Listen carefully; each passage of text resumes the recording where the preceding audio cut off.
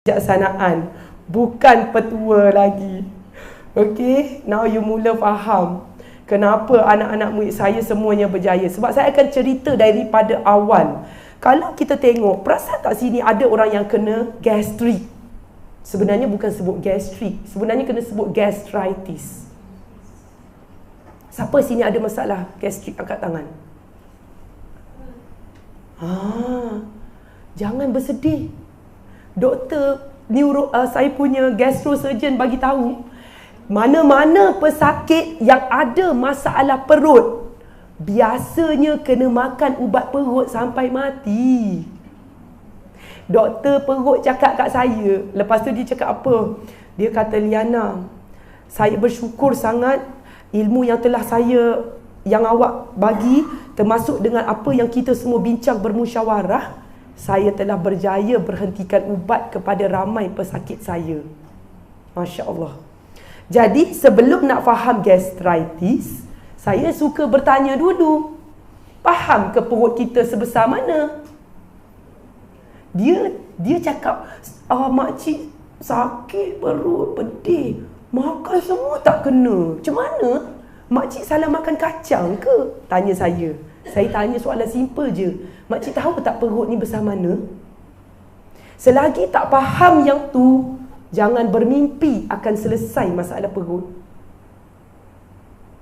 Saya tanya balik, tahu tak perut ni besar mana? Tahu macam cakap tadi yang cakap tahu. Berapa perut kita besar mana? Kecil, okay. How big it is? No. It's not. Perut kita, dia punya besar 1 liter air. Ruang. Tapi Allah ni baik. Dia jadikan perut boleh mengembang 4 kali ganda. Dia dah tahu dah. Dia buat siap-siap dah perut ni boleh mengembang. Nampak tak? Jadi yang tu kita kena faham. Next, kita kena faham pula track perut ini, apa yang dia nak sebenarnya. Kalau nak faham yang tu, berbalik kepada analogi makanan dan haiwan. Ada nampak tak lembu gastritis? Ada nampak tak harimau gout? Harimau kan suka makan daging. Kenapa pula harimau tak kena gout? Allah tak jadikan harimau itu gout. Sebab harimau dia punya badan ada uricase untuk mencairkan lebihan kristal uric acid itu tadi. Manusia ada tapi sikit. It's the thing you don't understand. That's why you kena. Allah tak jadikan harimau gout. Nampak tak dia makan daging saja? Mana dia makan nasi dengan sayur? Sebab tu saya suka guna slide ni. Kalau anda notice, daripada carnivores to human, kalau kita tengok, ini taring tajam. Ini rata. Kalau yang ni koyak telan. Ini apa? Koyak telan. Pandai sebut. Kunyah. Ini semua kunyah. Jangan tengok yang ni. Yang ni kalau boleh sebenarnya saya nak tutup bahagian ni. Tengok yang 4 orang ni je cukup. 4 orang ni je cukup tengok. Apa yang dia orang buat ni. Yang ni tak perlu fiber. Dia tak sembelit. Ada yang ni sembelit. Baling oren kat dia SPG. Mana ada sembelit? No. Because why? Sebab Allah jadikan perut dia licin dan pendek. Ni licin. Usus dia. Tetapi manusia dia macam ni. Berlipat-lipat. You have got to understand ni. Saya buat contoh. Ni. Nampak tak? Ni. Like this. Harimau tak. Like this. Smooth. Ini tak faham lagi. Itu yang cakap petua, kau bagilah petua apa pun dia takkan buat. Dia tak faham benda ni. Betul tak? Now anda mulai faham. Bayangkan, perut boleh sampai timbul polyps. This is polyps. Bayangkan, perut boleh sampai bocor. Baru 2 hari lepas, nanti tengok dalam phone, saya punya gastrosurgeon hantar gambar seketul. Appendix pecah. Besar-besar macam mangga kecil. Ya Allah, bau tak payah cakap lah. Ketulan appendix dia dah pecah. Appendix tu apa? Ramai cakap tertelan biji. No, saya cakap subhanallah, tertelan biji jambu lah, tertelan biji terung lah. Tak. Allah tak buat kejam begitu. Segala biji kau telan lah. Tak ada apa yang menjadikan appendix sebab you berlakunya radang di kawasan itu. Tapi saintis tak boleh mengesahkan lagi hari ini kenapa. Cuma doktor saya cakap apa? Dia kata kebanyakan patient yang kena appendix trend dia sama je. Dia makan benda-benda macam yang ni. Dia duduk kat sini, dia makan macam yang ni. Itulah kena appendix. Baru ni saya nak cakap kes yang saya selalu sedih bila ramai patient-patient ni datang. Seorang ni lagi, dia kena appendicitis. Masuk hospital kerajaan, buat pembedahan. Balik rumah, dia sakit yang amat, perut dia bengkak yang amat. Rupanya doktor tu jahit tak kena, bocor. Inilah yang saya nak cakap. Kenapa saya begitu serius? Sebab apa? Sebab terjadi dekat saya. Tapi saya tak marahlah kat doktor. Saya operate perut, doktor terpotong pundi kencing saya. 2 minggu saya tak boleh guna pundi kencing.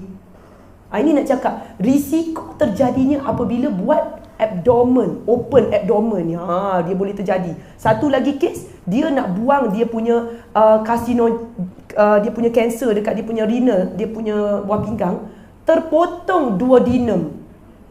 Masya Allah, buka 3 kali perut dia. Bila terpotong, faham-faham lah, saluran ni dah potong, terburai lah, betul lah, dia akan terbocor track. Ini adalah yang saya nak bagi tahu komplikasi yang bakal timbul apabila melibatkan operation, sebab saya dah terkena. Itu yang saya buat perbandingan luar, tapi banyak lagi. InsyaAllah kalau ada masa nanti anda boleh dapatkan recording untuk go line by line, sebab banyak tadi. Ini saya ambil sikit. Itu tadi perbezaan daripada dalam, ini perbezaan daripada luar. Kalau anda tengok, harimau nampak kita macam cerita P.Ramlee. Tahu cerita P.Ramlee? Tahu cerita P.Ramlee ke tak? Kenapa diam? Macam tak ada orang je dengan saya. Ke semua tak suka? Suka kena saya dengar suara anda. Okey. Kita tengok semua ni macam cerita P.Ramlee tak sekarang? Mata kita tengok macam cerita P.Ramlee tak sekarang? Warna diorang tengok ni. Harimau tengok kita macam cerita P.Ramlee. Cerita P.Ramlee ada warna ke tak? Ada orang cakap ada. Cerita P.Ramlee ada warna ke tak? Tak. Macam itulah harimau nampak kita. Tapi kita nampak harimau ni cerita P.Ramlee ke tak? Tak. Ini nak cakap, ini saintis yang bukan Islam buat kajian.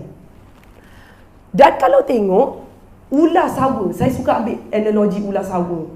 Baru-baru ni saya pergi berguru dengan pakar doktor seorang ni.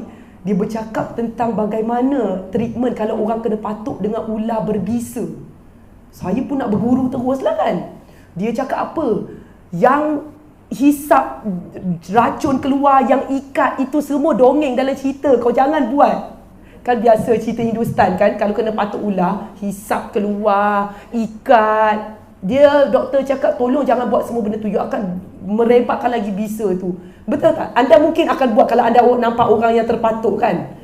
Jangan, segera tenangkan dia, bawa dia ke hospital. Jangan cuba nak toreh keluar racun tu Tetapi doktor tu waktu saya pergi berguru, dia tak cakap yang tu. Dia cerita dulu jenis ular. Dia cakap masa kena patuk ular, cepat-cepat tanya orang tu, warna apa ular?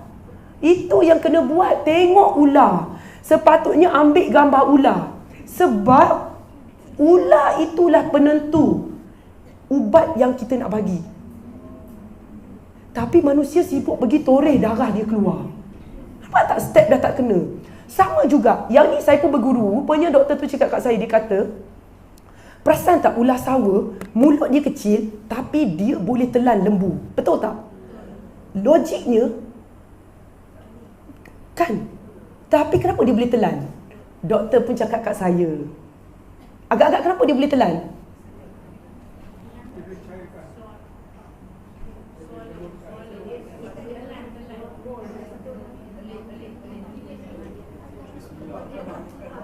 Tak ada satu pun jawapan yang tepat. Subhanallah. Belik, tak baca bismillah. No. Kerana Allah Subhanahu Wa Taala menjadikan ular sawa ini rahang bawah boleh terpisah dari rahang atas. Begini. Manusia tak boleh. Kita macam ni. Kita macam ni, tak boleh pisah. Ini tak boleh pisah. Ular dia boleh. Ular dia boleh. That's why jangan bagi oren dekat ular. Dia tak makan tumbuh-tumbuhan. Dia direka untuk makan benda hidup. Jadi saya nak bagi tahu kepada anda semua, lebih 90% kita direka menghampiri binatang yang makan tumbuh-tumbuhan. Jangan cakap sayur. Jangan sebut perkataan sayur. Tumbuhan. Tumbuhan. Bukan sayur. Plant. Plant bukan vegetables. Ini masalah yang berlaku bila cakap nak sihat, kita nampak sayur. Saya tak nampak sayur, saya nampak plant. Bila cakap plant, banyak benda plant. Tapi kegagalan pertama, bila saya cakap plant, dia pergi makan ubi kentang. Saya tak bagi makan ubi kentang. Terkejut dia dekat situ. Okay, ubi kentang memang saya haram dulu. Nanti kita cerita lagi. Okay, now anda sudah nampak. Malah saya tanya pula doktor kuda. Baru ni saya pergi naik kuda. Diorang buat kursus memanah sambil berkuda. Saya cakap subhanallah, hebat. Maksudnya Allah jadikan badan kita ni, dia macam satu struktur yang kuat. Otot, mata yang tajam. Boleh memanah, boleh naik kuda, boleh mengemudi kuda. You know, it is very strong body kita. Jadi saya pun pergi berguru dengan pakar kuda. Saya tanya dia, saya kata, kuda ni berpeluh tak doktor? Prof, dia prof bahagian binatang. Berpeluh, saya ni tak percaya. Saya kata, saya baca dalam buku ni, dia kata lembu berpeluh, kuda berpeluh. Tapi dia cakap harimau tak. Harimau ni dia berpeluh tapak tangan. Kuda tak, kuda berpeluh macam kita, badan, basah badan. Mula-mula saya tak boleh terima kenyataan itu. Okay, sebab saya tak pernah nampak bahawa kuda ini berpeluh, betul tak? Jadi saya pun tanya doktor. Doktor cakap dekat saya apa? Jom kita pergi naik kuda. Pergilah naik kuda dengan dia masuk dalam hutan. Sampai tengah jalan, jauh dah ni pergi. Dia pandang belakang, dia cakap dekat saya, kuda seekor seorang di depan, saya belakang. Dia suruh, pegang leher kuda engkau. Macam mana? Apa? Basah kuyup. Ada bagi air kat dia? Tak ada. Basah kuyup macam kita berpeluh. Saya pun gosok dia, bagi dia air. Dia pun parking sekejap. Parking tu terus dia ragut rumput. Okay, itu satu. Jadi saya nak cakap, harimau tak. Harimau dia tak berpeluh badan. Dia berpeluh tapak tangan dan lidah. Ataupun gasping. Gasping ni maksudnya macam ni. Dia macam tu harimau. Kuda, saya naik dia jauh. Dia tak macam tu. Dia relax je. Dia jelir lidah. Sebab tu nampak anjing yang jelir lidah, dia bukan anjing gila. Tetapi manusia ni pelik. Bila dia dah lari, dia cakap, ustazah, penat sangat ambil barang tadi. Dia jelir lidah kat ustazah. Saya cakap, kenapa yang jelir lidah? Jelir lidah tu sebelah sana. Kita bukan peringkat jelir lidah. Nampak tak? Manusia tak faham. Sebab kita berpeluh melalui kulit. So nampak tak perbezaan Allah jadikan? Untuk apa? Untuk kita berfikir. Kan? Sebab tu harimau mana ada kena stroke, mana ada harimau tiba-tiba kena appendix. Betul tak? Tak kena. Tapi manusia yang kena segala benda. Ni. Tapi bila saya cakap kenyataan ni, ada hamba Allah kat belakang tak setuju tau. Objection. Menentang. Ya, saya cakap, Tuan kenapa? Itik saya kena stroke. Ya Tuan, itik Tuan kena stroke. Benar Tuan. Sebab Tuan yang kurung dia dalam reban. Itik dia direka untuk mendapatkan makanan bercangkerang, crustaceans. Ya, makanan macam anak-anak udang or whatever, siput, you know. These are the things yang menguatkan itik punya sistem. Tapi bila kita kurung dia, kita bagi apa? Ya, that's why dia tak cukup nutrisi, dia kena stroke, patah tulang belakang. Jadi yang menjadikan itik tu kena penyakit, kita janganlah cakap itik. Dia pun tergamam, dia sekejap diam kat situ. Okey. Jadi seterusnya saya nak menceritakan kepada anda berkenaan bentuk badan. Ini penting. Sebelum nak faham betul, faham dulu yang ni. Sebab bentuk badan ini adalah indikasi yang sangat penting untuk anda tahu keadaan kesihatan kita macam mana. Bentuk badan, bentuk kulit dan bentuk muka. Boleh faham ke? Jadi biasanya saya tengok bentuk badan, saya dah tahu dah dia makan apa. Datang ni nak datang cerita kat saya, makcik ni sakit sekian. Saya tengok makcik atas bawah, saya dah tahu dah makcik makan apa. Makcik tak payah cakap kan dekat saya dah tahu dah. Because apa yang terjadi kat atas badan kita, Allah SWT ini dia cukup baik. Dia jadikan petunjuk. Ini yang saya nak cerita dekat kita faham petunjuk ini. Petunjuk dia, anda lihat biasanya badan besar dekat atas. Biasanya dia tak gemuk. So biasanya yang besar bahagian atas, kategori ini dia tinggi kortisol dan tinggi insulin. Dan biasanya kategori ini dia tak makan banyak. Dia tak makan banyak, tapi dia besar atas. Dan juga kategori yang besar lengan. Kalau anda tengok biasanya lengan besar, saya dah tahu dah. Mesti insulin dia problem. Saya tengok struktur peta badan dan peta muka, saya dah tahu dah apa yang anda makan. To that extent. Tak percaya datang tanya, betul tak? Datang tanya nanti. Bagi saya teka apa yang anda makan. Ini saya nak anda tahu, supaya bila anda tahu, anda boleh sembuhkan petanda penyakit. Bukan kata nak kurus sebab nak cantik. No. Buat apa nak cantik? Betul tak? Sebab apa kita nak bebas penyakit? Bukan untuk diri kita, supaya kita boleh menjadi manfaat kepada orang lain. Kena niat begitu, insya-Allah akan berjaya. Dan juga mereka yang besar punggung. Jangan tengok orang sebelah. Ini yang saya cerita Elok-elok masa kahwin, saiz pinggul elok-elok 34-35. Lepas dah anak 4, saiz pinggul 46. So dia terpinga-pinga. Kenapa terjadinya begini? Biasanya kategori ini saya dah tahu, trend dia high estrogens. Dos yang besar pinggul, dia adalah kategori estrogens. Yang besar di bahagian perut, yang besar bahagian lengan, insulin problem. Dan saya tahu apa yang anda buat. So saya boleh teka. Biasanya yang besar pinggul, dia suka ambil benda-benda yang berasaskan minyak, yang berasaskan binatang.